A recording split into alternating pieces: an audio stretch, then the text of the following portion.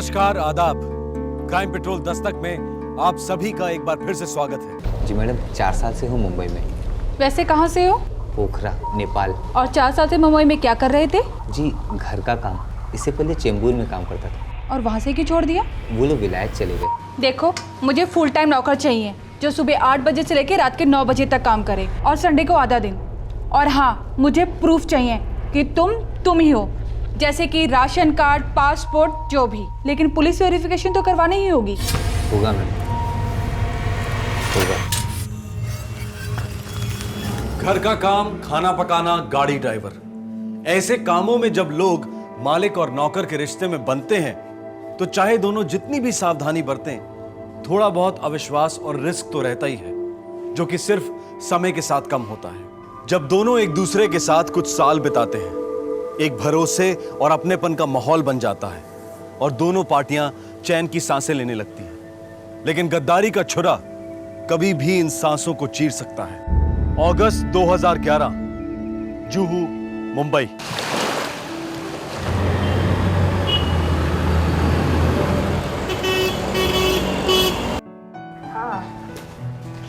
वो जल्दी चलो, फोन पे बात किए जा रही हूँ। चलो जल्दी, ये ले जल्दी डालो, दिखा जा शक्ल। कौन भी निकल। ओह गॉड, फिर ढोकला ना मम्मी, मारे न दिखावा। ना ना ना माँ, वैसे भी लेट हो रहा है, क्यों ना शाम को आते वक्त हम बर्गर ले आए। मुझे तो कोई एतराज नहीं, तुम्हें है? नहीं है। लेकिन मुझे है। कल शाम को भी तुम दोनों ने पूरे पिज़्ज़ास खत्म किए हैं। And fast food is slow poisoning, समझे? तो क्या हम पानी पीकर ही शाम को ट्यूशन जाएंगे? कितना नाटक। गुरु सिंह बना देगा तुम्हारे पसंद का खाना, लेकिन रिंकी तू तो चुपचाप ढोकला खा, समझी? चलो जल्दी चलो, भागो भागो भागो, लेट हो रहे हैं।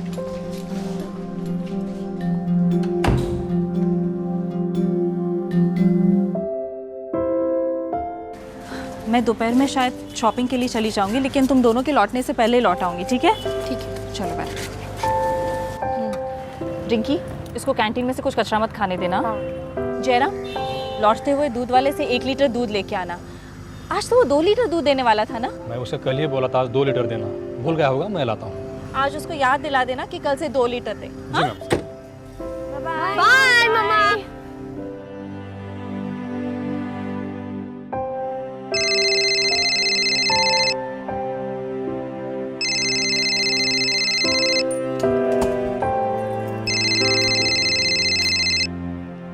हाँ देवांग, बोलो।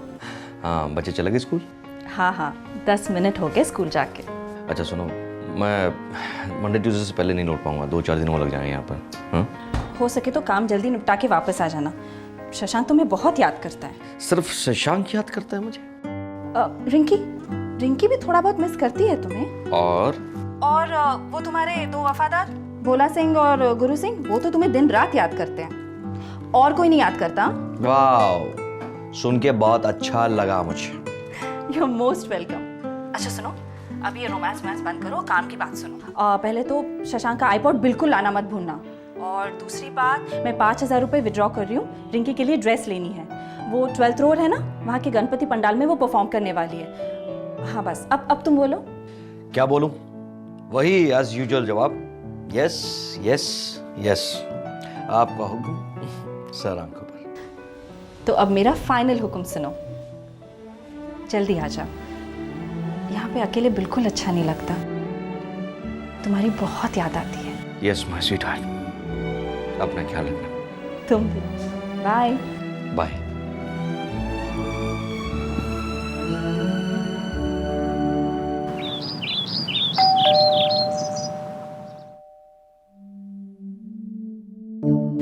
गुरु भोला, आज फिर से लेट आए तुम दोनों। बस्ती में बहुत पानी भर गया था, कल रात भर बारिश हुई है।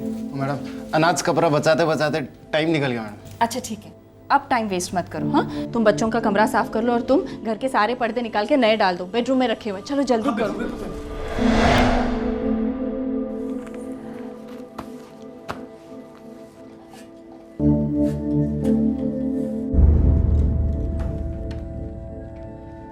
अच्छा जयराम, मैं होंडा सिटी लेके जा रही हूँ और मुझे आने में देर होगी, तो बच्चों को वैगनार में लेके आ जाना, ठीक है? जी मैम।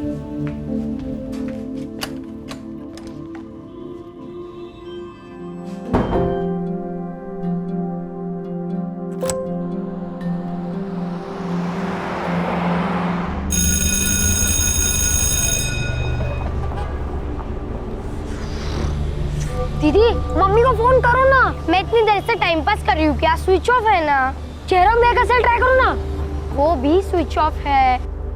दीदी वॉकिंग जाता ना, 4 o'clock को मेरा कार्टून में शुरू हो जाएगा, मैं मिस नहीं करना चाहता, प्लीज दीदी चलो ना। चलो चल के जाते।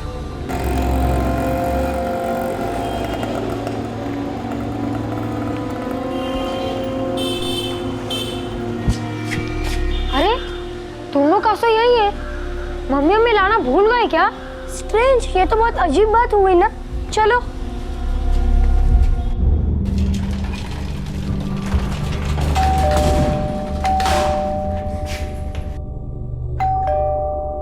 उफ, मम्मी दरवाजा क्यों नहीं खोल रही है?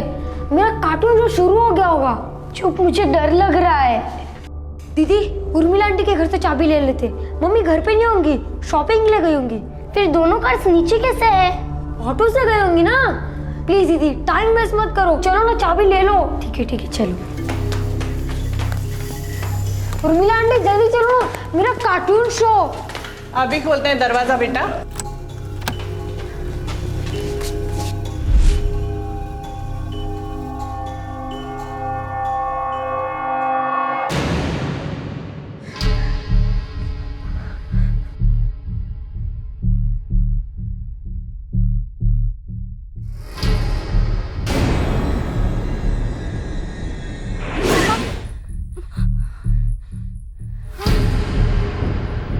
मम्मा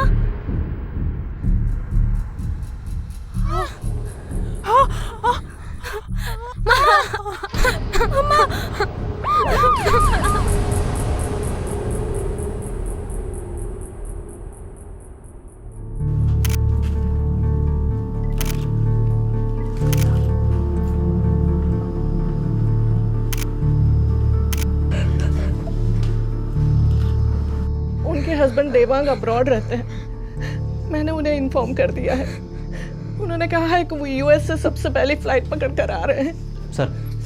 सर पूरा घर लूटा गया है और तिजोरी को भी तोड़ कर खोला है। बच्चों डरो मत, हिम्मत करो और मुझे बताओ कि घर में और कोई रहता था? हमारे 2 सर्वेंट्स, गुरु सिंह और भोला सिंह। साथ में रहते थे? नो अंकल, सुबह 8 o'clock को आते हैं और रात के 9 o'clock को चले जाते हैं। मोबाइल नंबर्स हैं उनके? है, लेकिन मेरे मम्मा के सेल में। जयराम भैया के पास भी उनके नंबर्स है। सर दिव्या और जयराम की फ़ोन स्विच ऑफ है, शायद खूनी फ़ोन भी ले गया हो। आप उन 2 नौकरों के बारे में कुछ जानती है? जी मैं ज़्यादा तो नहीं जानती, लेकिन शक्ल से पहाड़ी नेपाली लगते थे। पास के ही चॉल्स में रहते थे, कूपर हॉस्पिटल के पीछे। बॉडीज को पोस्टमार्टम के लिए भेज दो। जी सर।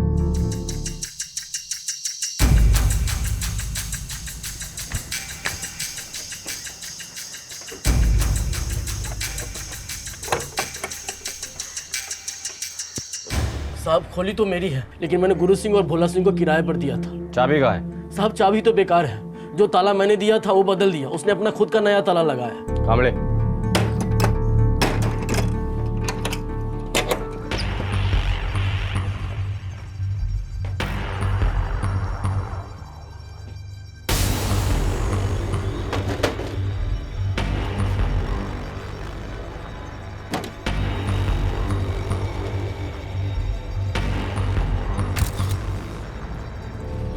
यही है दोनों? हाँ सर, 3 सालों से ये लोग यहाँ रह रहे हैं सर। और 3 सालों से उसी घर में काम कर रहे हैं जिस घर में मर्डर हुआ और घर लूटा गया। भाड़े भी ठीक टाइम पर दे देते थे, कभी कोई लफड़ा नहीं करते थे सर। बाथरूम टैप जैसी किसी चीज़ से इसका सर पटका गया है। बेटा डॉक्टर साहब, ये दोनों मौत के बीच में वक्त कितना गया है? बस कुछ ही मिनटों का फर्क है। जयराम की मौत पहले हुई है।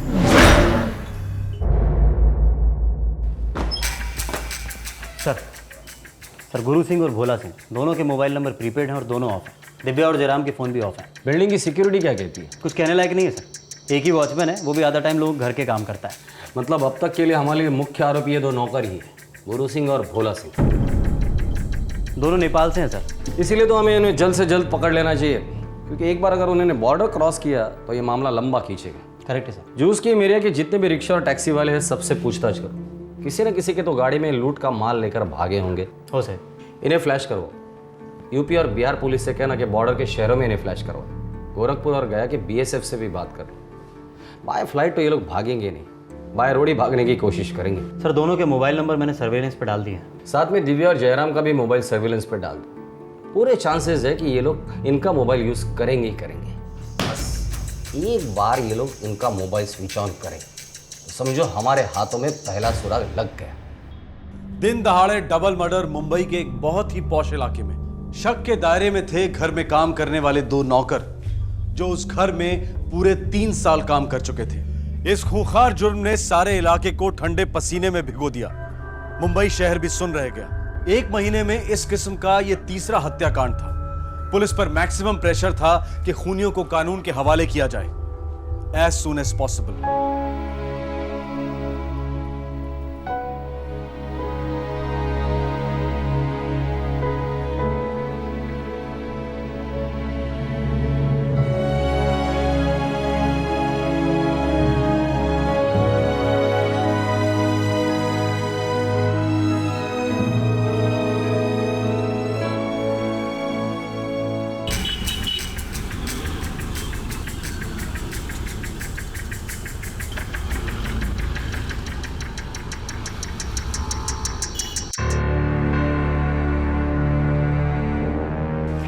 इसके अलावा एक और रिकॉर्ड बुक है सर, जो वो कहाँ से आए, उनका फ़ोन नंबर, फ़ोटो सब इसके अंदर है सर। ये बताइए। ये है सर, लीजिए।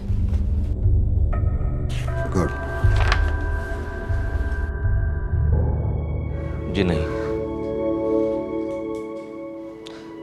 भोला और गुरु हमारे पास किसी एजेंसी के थ्रू नहीं आए थे।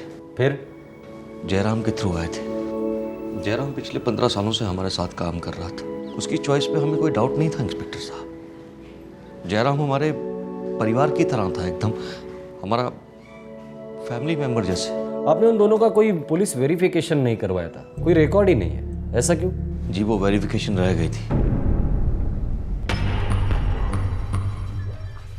सर ये टैक्सी वाला बोल रहा है मर्डर के दिन शाम को उसने 4 नेपाली आदमियों को जुहू से अंधेरी स्टेशन छोड़ा था। हाँ साहब, जिस दिन ये मर्डर हुआ था वहाँ से कुछ 10-20 मीटर दूर मैंने अपनी गाड़ी लगाई थी। सर इसने दोनों फोटो आइडेंटिफाई किए हैं। उन 4 में से 2 गुरु सिंह और भोला सिंह थे। अंदर स्टेशन ईस्ट वेस्ट। अरे वेस्ट में चलेगा कि नहीं? हाँ, बैठो, मैंने कब मना किया? बैठो चल चल चल चल चल चल चल चल चल। उनके बीच कुछ तो बातें हुई होगी, कुछ याद है? कुछ कहा था उन्होंने? एकदम चुप थे साहब, चारों के चारों एकदम चुप थे। सर मैंने 35 एजेंसीज में छानबीन की, उनमें से 16 लोगों के रजिस्टर में नेपाल से आए हुए कामगार थे। और सर ये गुरु सिंह और भोला सिंह का नाम किसी में नहीं मिला सर। एजेंसी से कुछ पता नहीं चलेगा, ये लोग एजेंसी के थ्रू आए ही नहीं थे। गुरु सिंह और भोला सिंह के फ़ोन रिकॉर्ड आ गए हैं कंपनी से। एक नंबर से इनके फ़ोन पर बहुत सारे कॉल्स आए और इन्होंने भी उस नंबर पर कॉल किए हैं। किसका नंबर है? नकुल बहादुर नाम का आदमी है, चेंबूर में। नकुल बहादुर तो 2 दिन से आया नहीं साहब इधर। गुरु सिंह और भोला सिंह के साथ उसकी दोस्ती थी, उन दोनों को जानते हो? नहीं साहब, नहीं जानता। नकुल बहादुर को भी ठीक से नहीं जानता मैं। अभी 6 महीने हुए साहब उसे यहाँ पर आके। पर तुम्हें ये भी नहीं पता होगा कि वो कहाँ से आया था, इस वक्त कहाँ है? कुछ नहीं पता ना तुम्हें?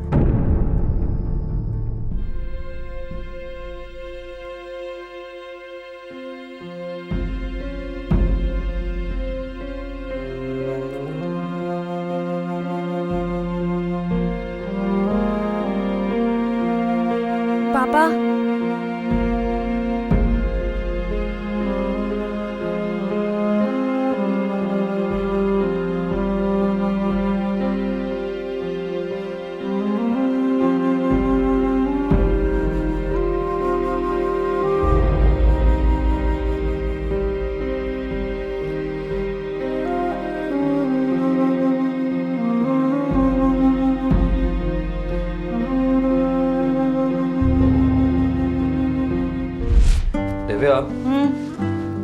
मैं जब भी काम के सिलसिले में ओवरसीज जाता हूँ ना तो मुझे अच्छा नहीं लगता, बड़ी अजीब सी फीलिंग आती है। कैसी फीलिंग? मतलब मैं यहाँ से हजारों मील दूर प्रदेश में और तुम तीनों यहाँ पर अकेले। अरे हम तीनों को क्या होने वाला है? सब कुछ इतना परफेक्ट तो है।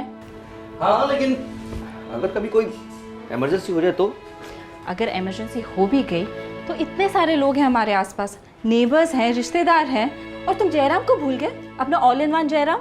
ये सब बेकार की बातें सोचना बंद करो, जल्दी जल्दी काम खत्म करो और सही सलामत वापस आ जाओ, ठीक है? ओके माय स्वीटहार्ट, मैं यूं गया और यूं वापस आया। पापा पापा मैं आऊँ आपको एयरपोर्ट ड्रॉप करने? नहीं, बिल्कुल नहीं। एयरपोर्ट मतलब लेट नाइट, और फिर सुबह स्कूल बंक करनी पड़ती है शशांक। पापा मम्मी को बोलिए ना। देखो बेटा, होगा तो वही इस घर में जो तुम्हारी मम्मी चाहेंगी। हैं? और मम्मा ये चाहती हैं कि आप अभी नाइट ड्रेस चेंज करेंगे, ब्रश करेंगे एंड लाइट्स ऑफ, चली जाइए। ओके ओके पापा, आप मेरा आईपॉड लाना मत भूलिएगा। ओके मेरे बाप, नहीं भूलूंगा, नहीं भूलूंगा, नहीं भूलूंगा। हम जाओ सो जाओ भी आके। Good night. Good night. Good night. Good night. Jairam, भाभी और बच्चों का अच्छी तरह से ख्याल रखना, ठीक है? साहब ये भी कोई कहने की बात है। और आप भोला और गुरु को कह देना कि ज़्यादा छुट्टियां ना मारे। मैं वार्निंग दे दूंगा साहब। ठीक है, वार्निंग दे देना तुम।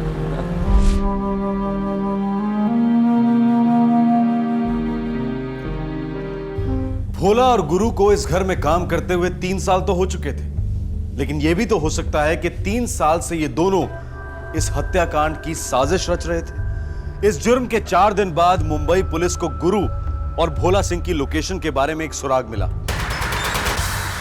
सर 1 घंटे पहले दिव्या का मोबाइल ऑन हुआ है। कहाँ से? नेरुल। निकलते हैं सर, पहुंचते पहुंचते एग्जैक्ट लोकेशन मिल जाएगी। टीम तैयार करो तुरंत। तैयार है सर, बाहर है। ठीक, okay thanks sir. Nehru Nagar चल। नेरुल।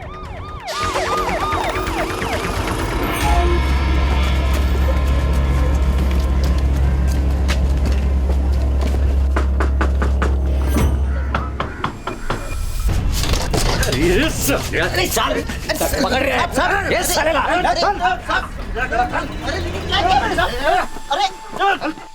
नकुल बहादुर भोला और गुरु का साथीदार था, जिसने दिव्या का मोबाइल एक एसएमएस भेजने के लिए इस्तेमाल किया था। यह एसएमएस इस गिरोह के लिए यमराज बनकर उनके दरवाजे पर पुलिस की दस्तक को ले आया।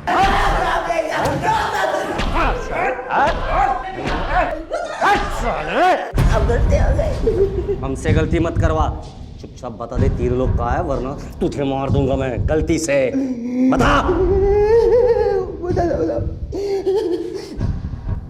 वो तीनों नांदेड़ में साहिब, और वहाँ से मुल्क जाने वाले थे। मुल्क कहाँ है?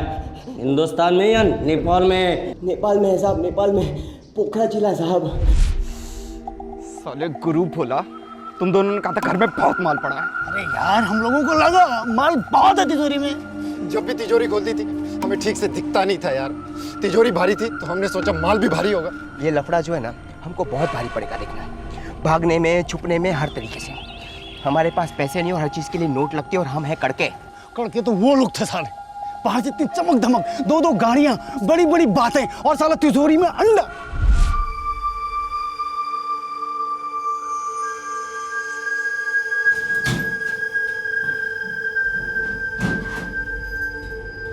सिर्फ 5,000 रुपए और ये 4 आने वाले जेवर हाथ में है।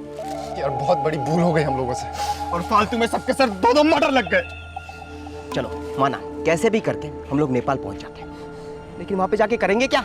अरे भूखे मरना पड़ेगा उधर भी। क्या क्या सोचा था यार, क्या निकला है नसीब में। पूरे 3 साल की मेहनत बेकार गई है। सोच के अभी कोई फायदा नहीं है, समझ गए? एक काम करो, यहाँ से सीधा नांदेड़ निकलो। वहाँ पे मेरा एक दोस्त है, एकदम चुपचाप रहने का, कुछ नहीं बोलने का, समझा? ये दिखा, देखता हूँ इस सोने का कितना पैसा मिलता है मुझे, ठीक है? जैसा ही पैसा हाथ में आता है मैं सीधा नांदेड़ आता हूँ, ठीक है? और वहाँ से हम लोग सीधा भागेंगे नेपाल। नेपाल? अबे टुकुर टुकुर देखते क्या हो, हाँ? लाशें पुलिस के हाथ लगते ही वो हमारे पिछवाड़े में आग लगाएगी, आग, और हमको भागना पड़ेगा कुत्तों की तरह, समझा? देखो, इससे पहले कि पुलिस हमारे तक पहुंचे ना, हमको यहाँ से भागना है सीधा नेपाल, और नेपाल जाके एकदम गायब। चोरी के माल से कुछ नहीं मिला साहब, सारा प्लान चौपट हो गया। फिर हमने सोचा कि नेपाल भाग जाए, लेकिन वो प्लान भी चौपट हो गया।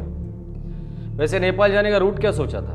नांदेड़ से पुणे साहब, पुणे से दिल्ली, दिल्ली से गया, गया से नेपाल बॉर्डर पर पैदल जाने वाले थे ना। पूना में कब और कहाँ मिलने वाले थे? पूना हाईवे पे ढाबे के पास मिलने वाले थे साहब। वैसे ही होगा, कल शाम तुम चारों लोग मिलोगे लेकिन मुंह खोलने की कोशिश की तो याद रखना, उस मैडम को जैसे मारा था वैसे तुझे मैं मारूंगा, समझे? फोन लगा, फोन लगा।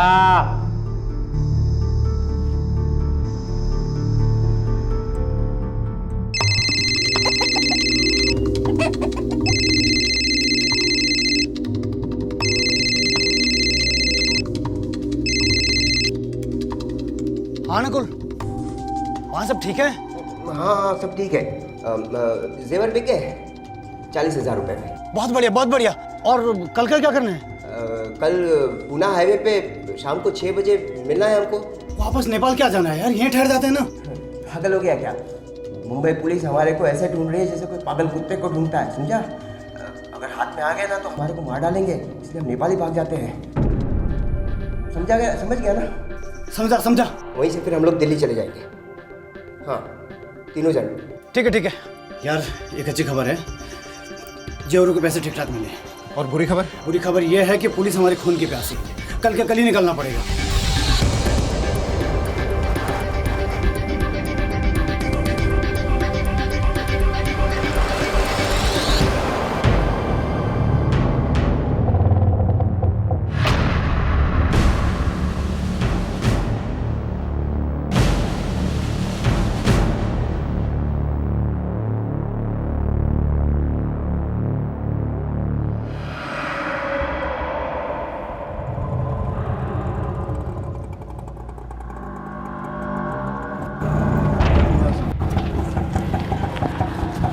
चलो भाई, कितना हुआ?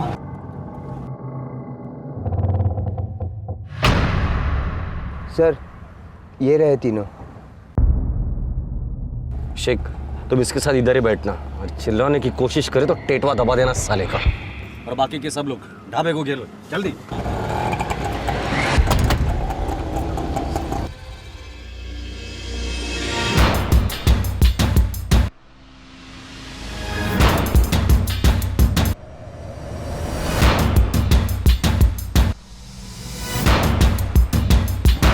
कुछ तो गड़बड़ है।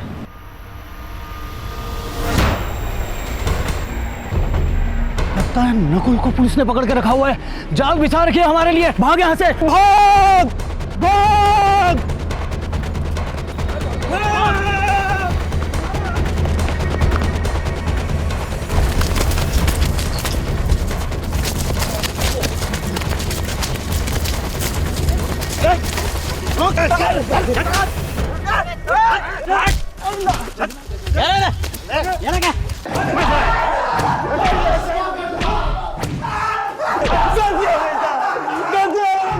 नेपाल में अपने गांव पहुंचने से पहले ही मुंबई पुलिस ने इन चारों अपराधियों को धर दबोचा।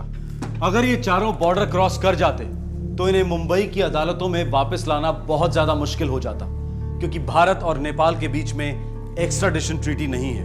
ये चारों नेपाली नागरिक थे और पिछले 3 सालों से उन्होंने इस हत्या की बारीकी से प्लानिंग की थी।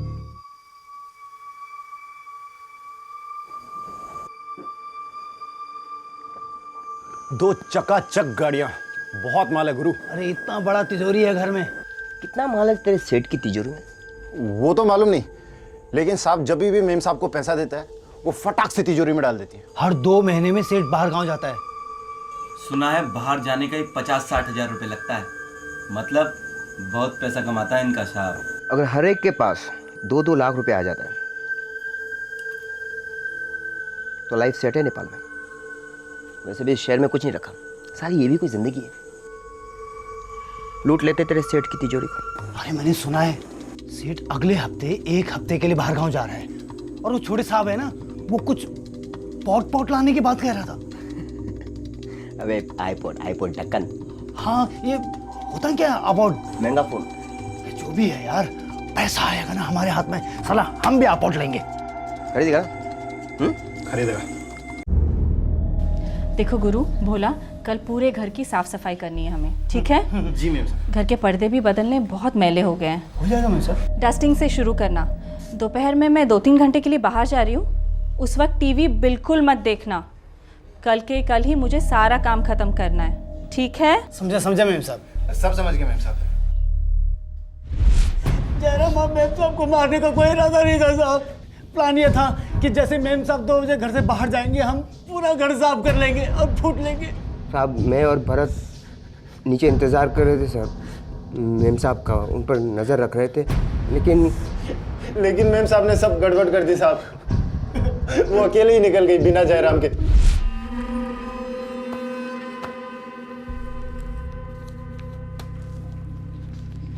अच्छा जयराम, मैं होंडा सिटी लेके जा रही हूँ और अगर मुझे आने में देर होगी ना तो बच्चों को वैगन आर में लेके आ जाना, ठीक है?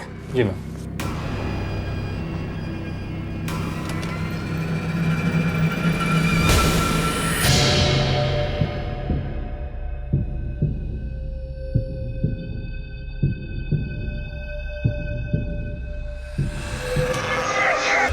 गुरु क्या कर रहा है?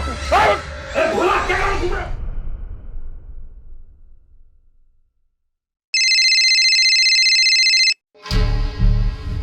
प्रॉब्लम हो गई यार। हाँ क्या प्रॉब्लम हो गया? क्या जयराम को मार? अरे यार कोई और चारा भी तो नहीं था। तब तेरी की एक काम कर, अभी के अभी फटाफट जितना भी माल निकलता है हाथ में लेके वहां से निकल जाओ अभी। हाँ अब तो तुम लोग बाहर जाओ, नजर रखना जरा हमारे। अरे मैं नजर रख रहा हूँ, मैं तेरे को क्या बोला वो काम कर। क्या हुआ? लफड़ा? यार जयराम को मार दिया यार लोगों ने।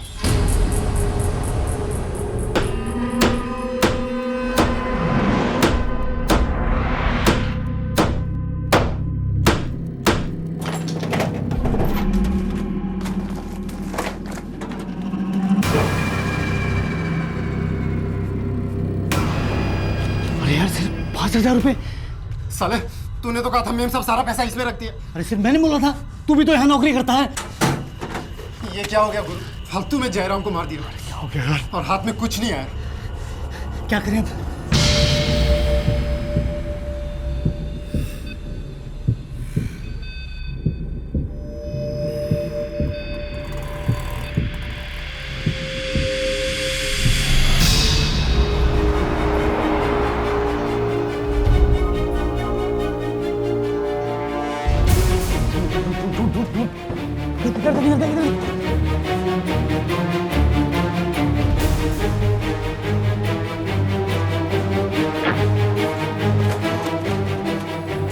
सिग्नल नहीं मिल रहा यार। जल्दी मेम साहब ऊपर निकल गई।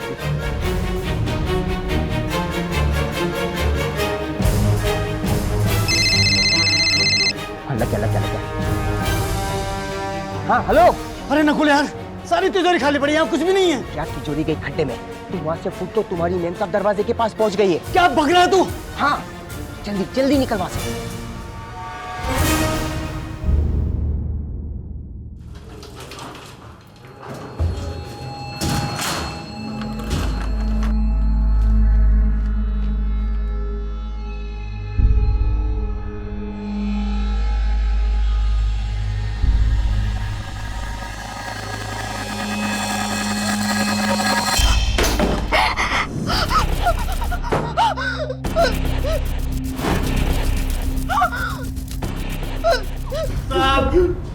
हम लोग बहुत डर गए थे।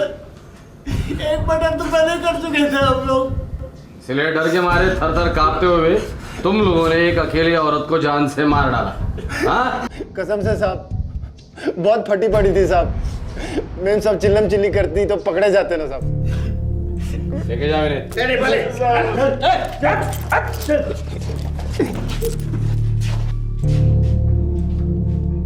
3 साल इंतजार किया, घर काम किया, फिर उसी घर के 2 लोगों को जान से मार डाला।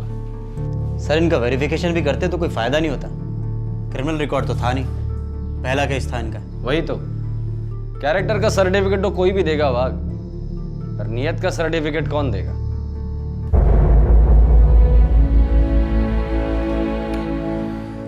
तुम्हारे पति जयराम ने हमारे घर की बहुत लगन से सेवा की है।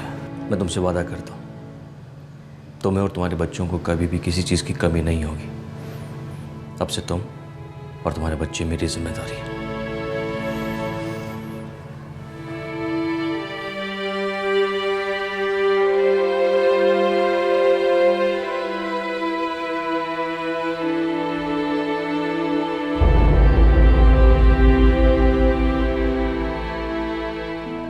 नमस्कार, आदाब। क्राइम पेट्रोल दस्तक में आप सभी का एक बार फिर से स्वागत है।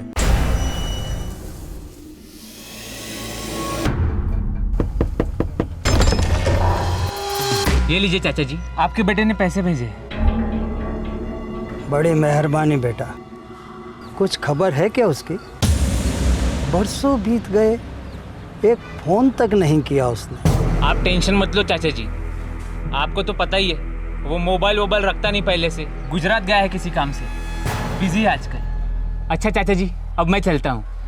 लेकिन बेटा, हाँ, हो सके तो हमारा एक संदेशा उसको पहुंचा देना। जी। उसके भेजे हुए पैसों से हमारे दिन तो ठीक ठाक कट जाते हैं बेटा, लेकिन रातें नहीं कटती। उसकी यादें, उसकी फिक्र दोनों मिलकर खून चूस जाते हैं हमारा। साल 2003 से लेकर साल 2011, 8 साल से एक बेटा रायगढ़ महाराष्ट्र के महाड़ कस्बे का रहने वाला अपने बूढ़े माँ बाप को पैसे भेज रहा था। वो बेटा 8 साल से अपने घर नहीं गया था और एक बार भी उसने अपने माँ बाप से फोन पर बात तक नहीं की थी। बूढ़े माँ बाप के लिए यह एक दस्तक थी कि कहीं कुछ ठीक नहीं है। अगस्त 2011, मुंबई, महाराष्ट्र।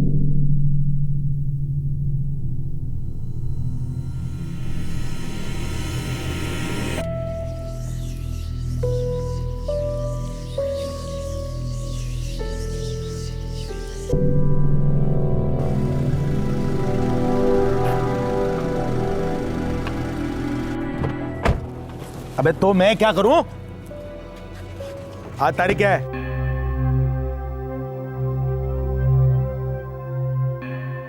आज क्या तारीख है? देवेंद्र सेठ साला अब भी मस्ती में घूम रहा है।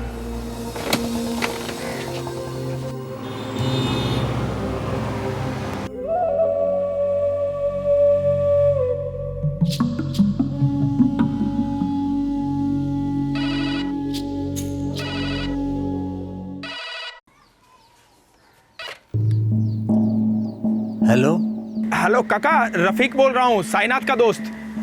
काका वो झरना केमिकल्स में मैं और साईनाथ एक साथ काम करते थे ना। हाँ हाँ हाँ हाँ, जोगेश्वरी वाला रफीक। कैसे हो बेटा? मैं ठीक हूँ काका। काका वो साईनाथ कैसा है? साईनाथ पता नहीं बेटा, पर वो अच्छा ही होगा ऐसा भगवान से प्रार्थना करते हैं हम लोग। क्या मतलब काका? अरे उसका सेठ देवेंद्र साहब, उसने कहा कि साईनाथ ठीक है और गुजरात में कहीं काम कर रहा है। साईनाथ हर महीने पैसे भेजता है, लेकिन इतने सालों से हम मिले तक नहीं है उसको। क्या बोल रहे हो काका आप? क्यों, क्या बात है? कोई खबर है क्या? रफीक बोलो, कुछ हुआ है क्या?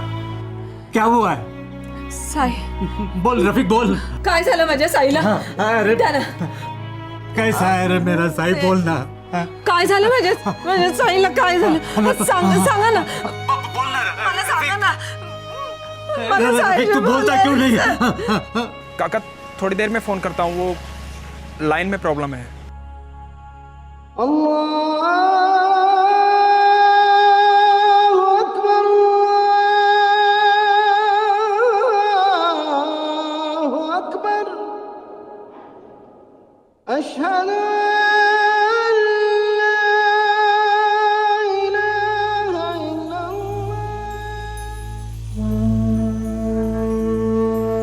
क्या बात है रफीक? नहीं, एकदम नर्वस दिखाई दे रहे हो। कुछ नहीं यार, रोजा खोलो। भेजे को कुछ खाया जा रहा है यार।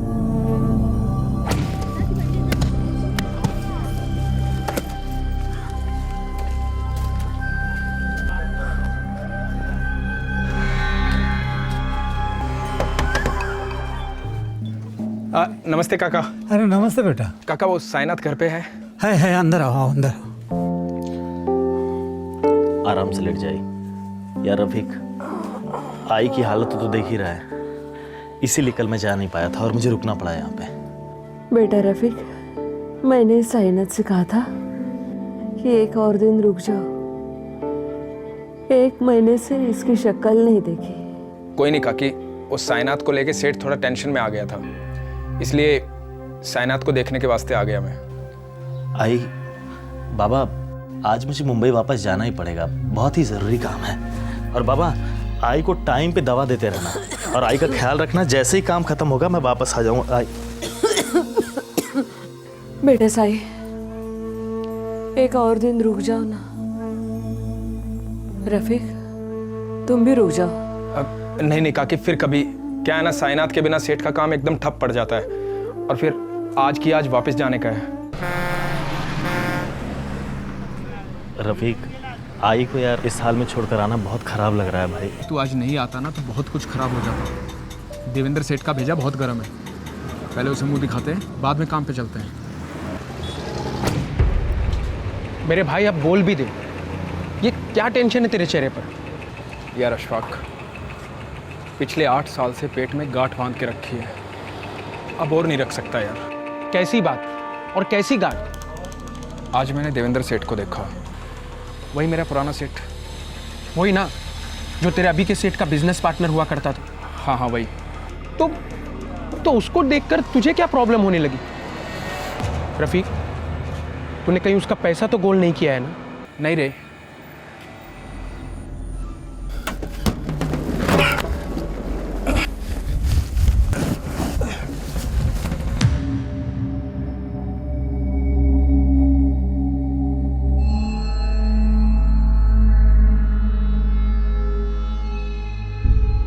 देखो रफीक, रमजान के इस पाक महीने में तुम्हारा ज़मीर तुम्हें आवाज़ दे रहा है।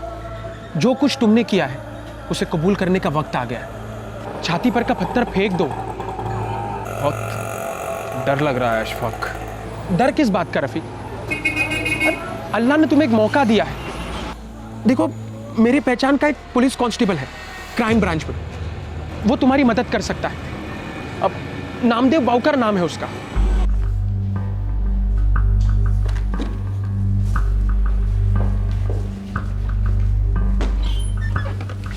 सर फाइल टेबल पे रख दे।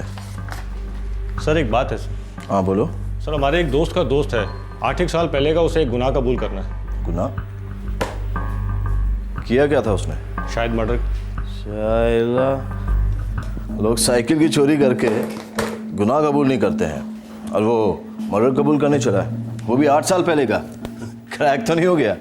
खैर आने दे उसे। सर वो यहाँ पर नहीं है, अजमेर शरीफ गया चादर चढ़ाने के लिए। दोस्त बोला आते ही कांटेक्ट करेगा। रफीक नाम है साहब उसका। ईद के दिन लौटेगा ऐसा उसने बोला। ठीक है, तभी बात कर लेंगे। वैसे केस के बारे में कुछ बताया उसने?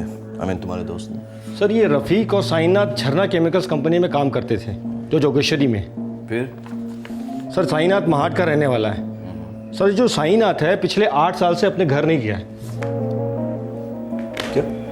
साइनाथ के बूढ़े माँ बाप को लगता है कि उनका बेटा साइनाथ मुंबई में किसी देवेंद्र राठी के यहाँ सर्विस करता है। ये देवेंद्र राठी कौन है? सर कपड़े का व्यापारी है, और पहले झरना केमिकल्स कंपनी में पार्टनर था किसी परेश चंदोला नाम के आदमी के साथ। अच्छा, ये साइनाथ की स्टोरी क्या है? सर इसके आगे तो कुछ पता नहीं, पर सर इतना मालूम है कि रफीक जिसे गुनाह कबूल करना है उसका इस साइनाथ से कुछ न कुछ लेना देना है। सर साइनाथ मिसिंग है, डेड है, कुछ पता नहीं सर। अब ये आदमी सामने से जुर्म कबूल कर रहा है तो हमें सारी की सारी डिटेल्स तो देगा ही है। अब ऐसे केसेस रोज रोज तो आते नहीं है नामदेव। आने दो उसे। अगस्त 2011 रमजान के पाक महीने में रफीक नाम के ड्राइवर ने एक गुनाह कबूल करने की ठान ली। रफीक ने फैसला तब लिया जब उसने अपने पहले मालिक देवेंद्र राठी को अचानक देख लिया। ईद की नमाज के बाद रफीक पुलिस के सामने पेश होने जा रहा था, लेकिन पुलिस ने उससे पहले ही अपनी तहकीकात शुरू कर दी थी।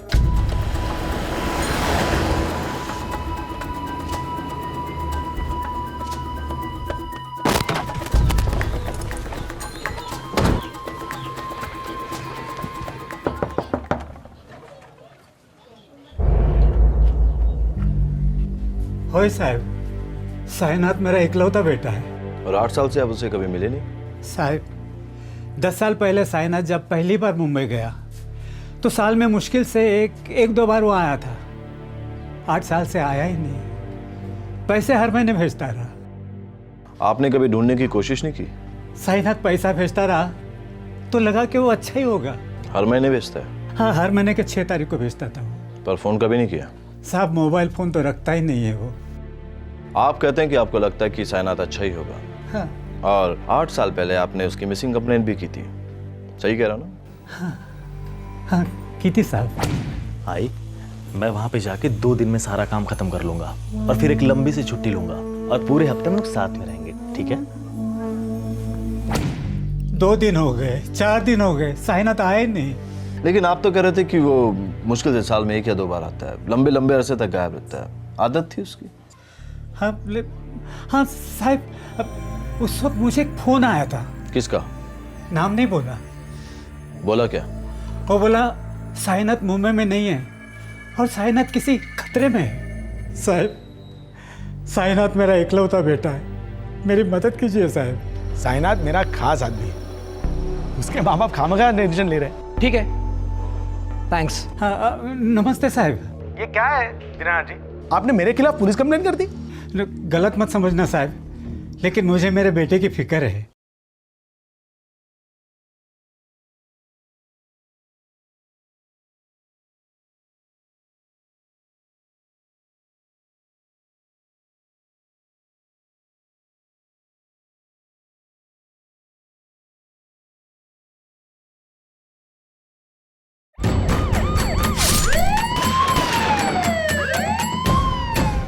हाँ साहब, उस वक्त मुझे एक फोन आया था।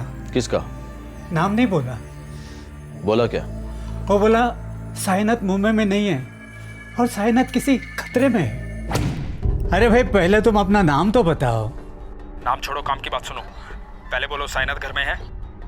वो यहाँ कैसे होगा, वो तो हमेशा मुंबई में होता है। इस वक्त वो मुंबई में नहीं है। तो फिर? ये जाकर तुम ढूंढो, बस इतना जान लो कि साईनाथ की जान खतरे में है। जल्दी कुछ करो। हेलो हेलो हेलो हेलो, काय झालं? सब ठीक तो है ना? झरना केमिकल नाम की कंपनी है, जोगेश्वरी इलाके में कहीं है। जिसने आपको फोन किया था उसने अपना नाम बताया? मैंने पूछा भी तो उसने मना कर दिया और फिर बीच में टेलीफोन काट दिया। हो सकता है किसी ने आपके साथ मजाक किया हो। साहब, मुझ गरीब बूढ़े के साथ में कोई क्यों मजाक करेगा? साहब, साईनाथ मेरा इकलौता बेटा है, मेरी मदद कीजिए साहब।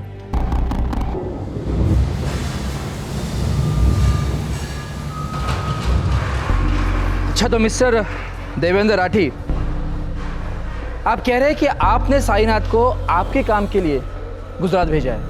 कोई पहली बार नहीं है सर, हमेशा जाता रहता है। साईनाथ मेरा खास आदमी है, उसके माँ बाप खामखा डिसीजन ले रहे हैं। बिलीव मी सर, सब सही है। साईनाथ 2-4 दिन में इधर लौट आएगा। अगर आपको चाहिए तो मैं खुद उसे महाड़ पुलिस स्टेशन ले आऊँगा। ठीक है, थैंक्स। Thank you. चलो।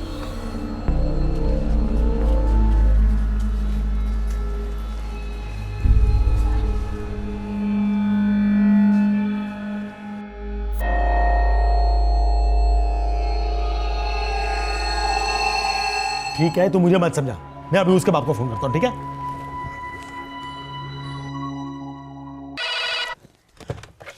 हेलो दीनानाथ जी, देवेंद्र बोल रहा हूँ, देवेंद्र राठी, साईनाथ का सेठ। हाँ, नमस्ते साहब। ये क्या है दीनानाथ जी?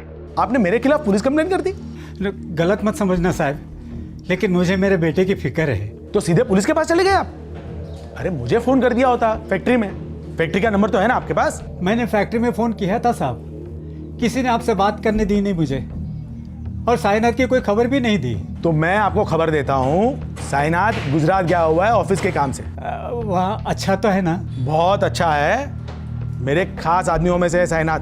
3 साल से मेरे लिए काम करता है, मैं उसकी ठीक ठाक खबर रख रहा हूँ। और मैं आपको हाथ जोड़ के विनती करता हूँ, दोबारा ऐसा कभी भी हो तो पुलिस के पास मत जाइएगा, सीधे मुझे फोन करिएगा। ठीक है साहब।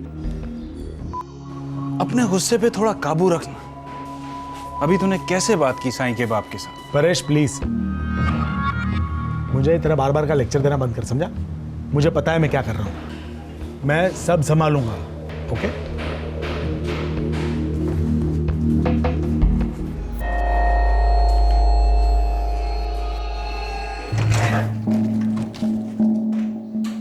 साहब, मुझे मेरी कंप्लेंट वापस लेनी है साहब। क्यों? उसके मालिक देवेंद्र सेठ ने सामने से फ़ोन कर कर मुझे बोला है। अब उनके खिलाफ मैं कंप्लेंट चालू रखना नहीं चाहता साहब। मेरी कंप्लेंट मैं वापस लेने आया हूँ। ठीक है, लेकिन याद रखना साहब, ये कहीं भेड़िया आया ऐसे कहानी ना बन जाए। कल को अगर आपका बेटा वाकई गायब हो जाएगा ना, तो आपकी फरियाद कोई नहीं सुनेगा। इस बात को 8 साल हो गए और इन 8 सालों में आपने साइनात को कभी नहीं देखा, कभी बात नहीं हुई? जी नहीं। हाँ, हर महीने अलग अलग आदमियों के हाथों से पैसे पहुंच जाते हैं। काका नमस्ते, साइनात ने पैसे भेजे इस महीने के। हाँ। चाचा, साइनात पैसे भेजा है। नमस्ते काका। हम हर आने वाले को पूछते हैं, कहाँ है हमारा साईं, कब आ रहा है? सब बोलते मुंबई के बाहर गुजरात में है, यहाँ है, वहाँ है। और वो पैसा भेजता रहा तो सोचा उसे कुछ हो ही नहीं सकता। अभी 2 दिन पहले उसके दोस्त रफीक का फोन आया था, पूछ रहा था सब ठीक तो है ना। साहब, ये दीनानाथ ने महाट पुलिस स्टेशन से कंप्लेन वापस ले ली थी। हो सकता है उन लोगों ने फाइल क्लोज कर दी हो। सर, छानबीन पूरी ही नहीं हुई होगी। ऐसा भी हो सकता है नामदेव, लेकिन तुम्हें लगती है थोड़ा अजीब सी बात है। साइनात 8 सालों से पैसे भेज रहा है लेकिन शक्ल नहीं दिखा रहा है। सर, कल ईद के चांद निकलने का ऐलान होने वाला है। मतलब परसों सुबह ईद की नमाज के बाद ये रफीक अपने पास आ जाएगा। ठीक है, तो तुम ऐसा करो कि देवेंद्र परेश को हाजिर करो। थोड़ा नंगा करना पड़ेगा इन सालों को, बहुत कुछ छुपा रहे हैं हमसे। झरना केमिकल्स हम पार्टनरशिप में चलाते थे, लेकिन 2005 के बाद हम अलग हुए। ये साइनात और रफीक आप दोनों के यहाँ पे काम करते थे झरना केमिकल्स में? दोनों हमारी कंपनी के ड्राइवर्स थे, लेकिन 2005 में जब कंपनी स्प्लिट हुई तो रफीक मेरे साथ और साइनात देवेंद्र के साथ आ गया। मिस्टर देवेंद्र जी, साइनात कहाँ है? भोपाल, मेरे किसी काम से गया है। बात कराएंगे? श्योर।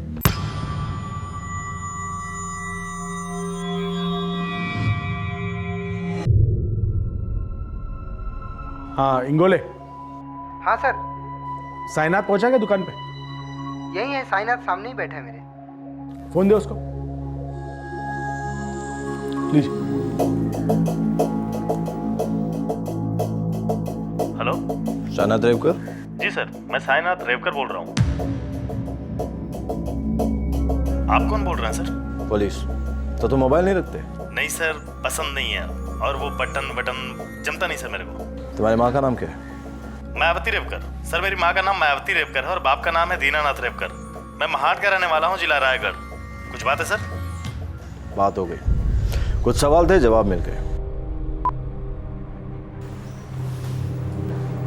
Thank you. ये क्या है सर? साइनात के बारे में कभी भी कोई भी कंप्लेंट होती है आप हमें बुला लेते हैं क्वेश्चनिंग के लिए? मिस्टर देवेंद्र, 8 साल पहले आपने रफीक को महाट भेजा था साइनात को घर से ऑफिस लाने के लिए। हाँ, भेजा था।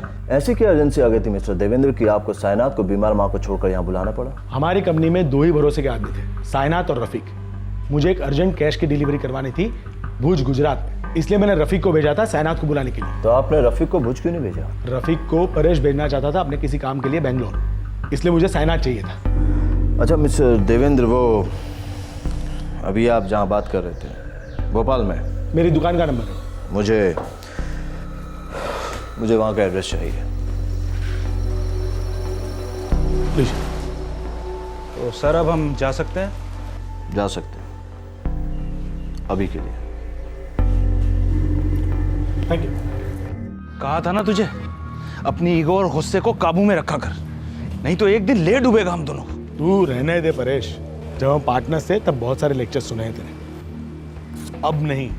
ओके? तू 4 आना भी चेंज नहीं हुआ ना, वही लेवल पर सोचता है, वही लेवल पर पेश आता है।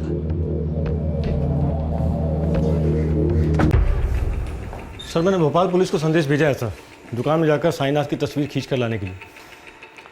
साइनात वहाँ हो गए नहीं। देवेंद्र के सारे वर्कर्स एक ही आवाज़ में बात करते हैं, वो वही बोलते हैं जो उन्हें सिखाया जाता है।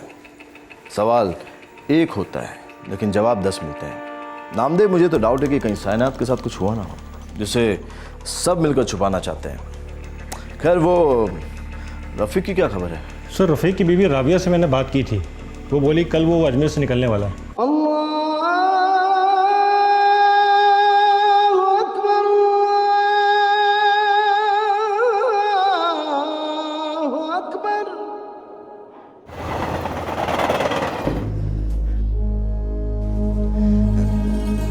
एक बार और सोच लेते बेटा। 8 सालों से सोच ही रहा हूँ अब्बू। अब सोचना बंद, जीना शुरू। अरे कैसा जीना, और हमारा क्या? कम से कम एक आखिरी बार हम सब के बारे में सोच तो लेते।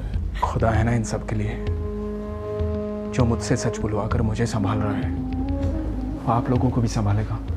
अरे जब इन 8 सालों में किसी को कोई फर्क नहीं पड़ा, तो अचानक से आपको क्या हो गया? राबिया, ये मत बोलो कि किसी को कोई फर्क नहीं पड़ता। पिछले 8 सालों से घुट घुट के जी रहा हूं मैं, घुट घुट के, हर रात राबिया, हर रात।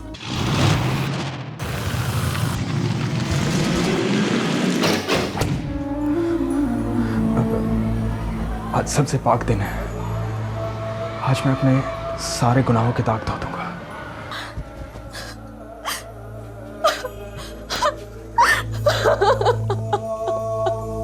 खुदा ने रफीक के घायल जमीर पर मरहम लगाकर उसे मजबूत किया।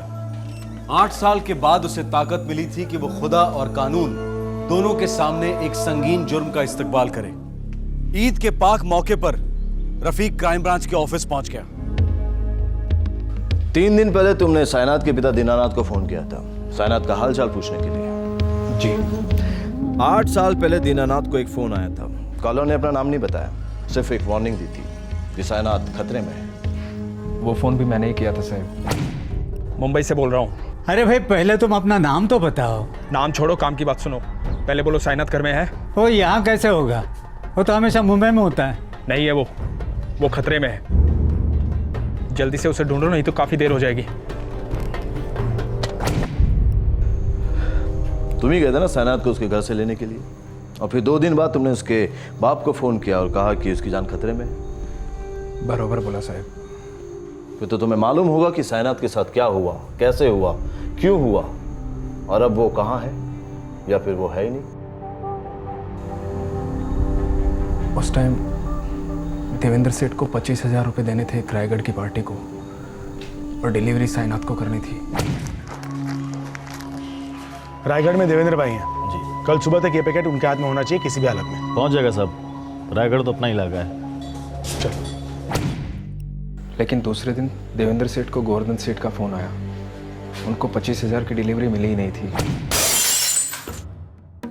क्या कर रहा है देवेंद्र? अरे वो साइनात कहीं फंस गया होगा। नहीं, साला मेरे भरोसे पे थूक के गया, वो भाग गया मेरे पैसे लेके।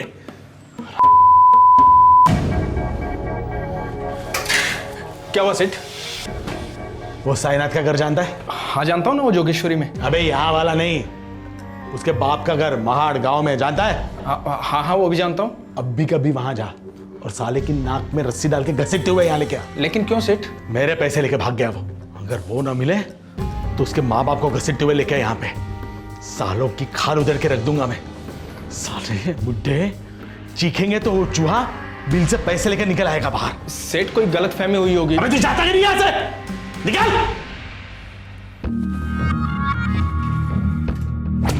साहब, साइनात मेरे को बोला था कि रायगढ़ की डिलीवरी के टाइम अपनी माँ से मिलता हुआ जाएगा। मेरे को यकीन नहीं था साहब कि वो पैसा लेके गायब हो सकता है, पर देवेंद्र सेठ के बोलने पे मैं चेक करने के वास्ते गया। यार रफीक, ये रायगढ़ वाली डिलीवरी ना पहले कर लेते हैं, इसके बाद चलते हैं बम्बई। मेरे भाई पहले से बहुत गर्म है वो। तू एक काम कर, मेरे साथ मुंबई चल। बात की बाद में देखेंगे यार। चल मुंबई चल। साले आई समझ सेठ जी, मेरी आई की तबीयत बहुत ज्यादा खराब थी सेठ जी। मैं सिर्फ 1-2 घंटे के लिए घर चला गया था। 2 घंटे के लिए, 2 घंटे के लिए, 2 घंटे के लिए। सेठ माफ कर दो सेठ। पिछले 3 सालों से आपके यहाँ नौकरी करता हूँ सेठ जी, कभी भी 1 रुपए की बीमारी नहीं की मैंने। मैं तो कह रहा था कि राहगढ़ वाली डिलीवरी कर लेते, पर ये पैसे है ना सेठ जी, ए देवेंद्र, चल माफ कर दे। अरे क्या बात? बोला था ना तेरे को, बोला था ना डिलीवरी अर्जेंट है, बोला था। बोला साला मेरे धंधे की ड्यूटी पे मूतता गया सर तू। गलती हो गई सेठ जी, गलती हो गई साले। तेरी तो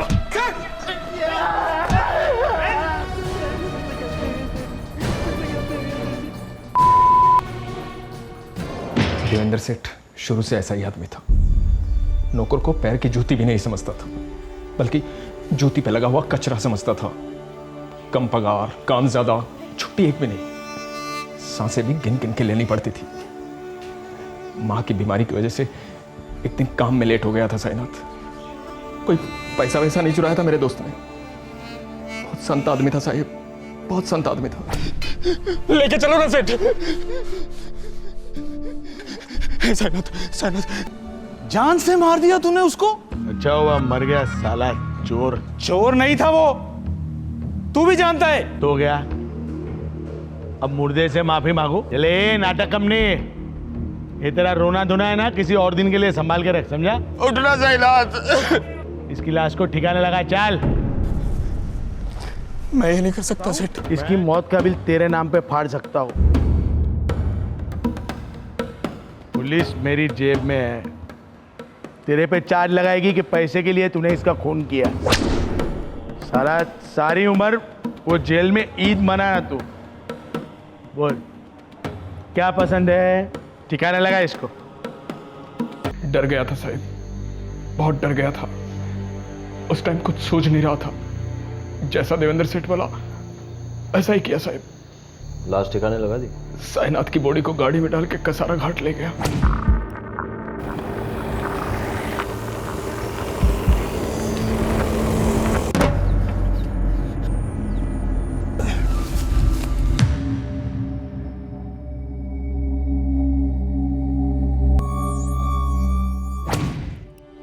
साईनाथ की बॉडी को कसारा घाट में फेंक दिया साहब। मैं जानता था जो मैंने किया है बहुत बड़ा गुनाह है, पर सामने से कबूल करने में डर लगता था सर। फिर भी मैंने कसारा घाट पुलिस को फोन किया कि खाई में बॉडी है, नहीं तो मेरे दोस्त को चील कौवे खा जाते सर। कसारा पुलिस स्टेशन में फोन करो, हम वहां पहुंच रहे हैं। सर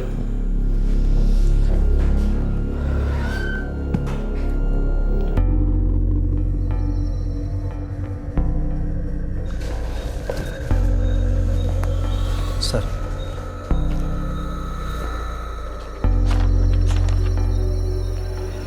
यही है सर। ये 2003 का केस है।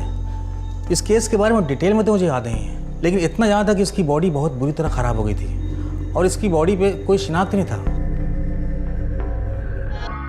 हाँ इंस्पेक्टर, साईनाथ को देवेंद्र ने इतना पीटा कि वो मर गया। और तुमने मर्डर जैसे जुर्म को छुपाने की कोशिश की। भागीदार हो तुम इस जुर्म में। ये गलत है सर। मैं पहले से ही देवेंद्र के तरीकों से सहमत नहीं था, और जब उसने साईनाथ को मार डाला मैंने उससे सारे नाते तोड़ दिए, पार्टनरशिप भी खत्म कर दी। तुझे पार्टनरशिप तोड़नी है तो तोड़ दे, पर दोबारा मुझे ज्ञान देने की कोशिश की ना तो तेरा गला दबेगा। वो तो मेरा वैसे ही दबेगा, क्योंकि मैंने तेरा साथ दिया। अपना मुंह बंद रखा, करे कोई भरे कोई, सड़ेगा एक ना एक दिन तू सड़ेगा। अपना जुर्म छिपाने के लिए देवेंद्र ही साईनाथ के माँ बाप को 8 साल तक हर महीने पैसे भेजता था।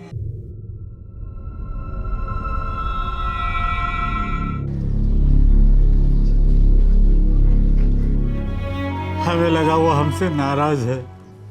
इतना बड़ा बोझ जो बन के बैठे थे उस पे हम। नहीं काका, बहुत अच्छा आदमी था आपका बेटा, बहुत प्यार करता था आप दोनों से।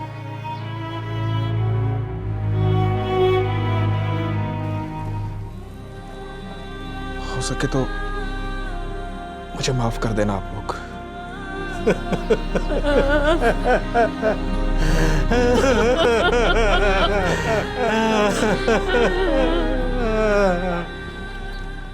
8 साल बाद ही सही लेकिन जो तूने किया है बहुत सही किया है रफीक। बेटी, पुलिस ने रफीक को हिरासत में ले लिया है। रो मत बेटी, जब खुदा की अदालत ने उसे हिम्मत दी है तो इंशाअल्लाह इंसान की अदालत भी उस पर जरूर रहम करेगी। रफीक को इस जुर्म को छिपाने के चार्जेस पर सजा तो जरूर होगी, लेकिन जरा सोचिए, अगर रफीक सामने आकर इस निर्दयी हत्या का पर्दाफाश नहीं करता तो साईनाथ की मौत का रहस्य हमेशा रहस्य ही बना रहता। उसकी लावारिस लाश का केस पुलिस फाइलों के ढेर के नीचे होता, जहां उसे धूल तक नसीब नहीं होती।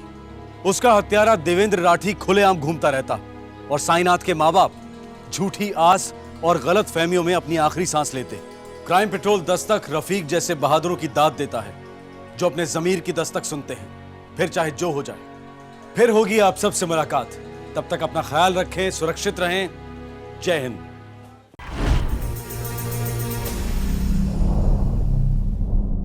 क्राइम पेट्रोल्स के और भी दिलचस्प कहानी देखने के लिए हमारे चैनल को सब्सक्राइब करें और बेल आइकॉन दबाना न भूलें।